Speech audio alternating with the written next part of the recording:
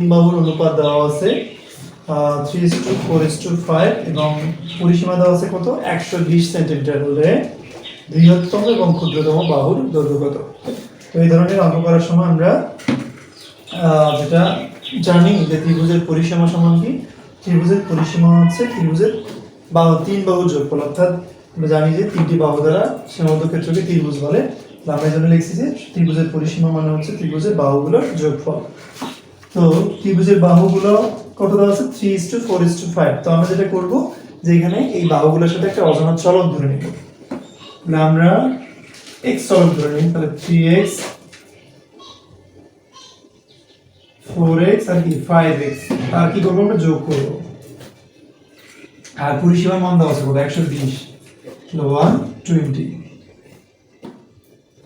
যদি আমরা যোগ করি 4 3 7 7 5 কত হয় 12, তাহলে 12x। তাহলে যেহেতু আমরা x এর মান বার করব তাহলে x এর সাথে 12 গুণ অবস্থা আছে, তাহলে কি হবে এই 12টা ভাগ হয়ে যাবে। তো যদি আমরা করি 12 কে 12 অর্থাৎ কত 10।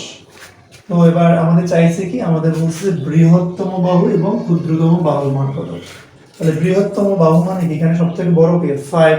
তাহলে যদি আমরা বৃহত্তম বাহু করি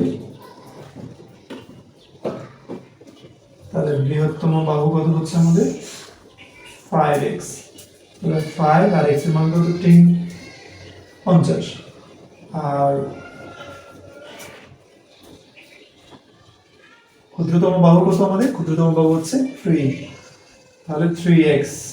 তাহলে 3x এর মান হচ্ছে 10 30।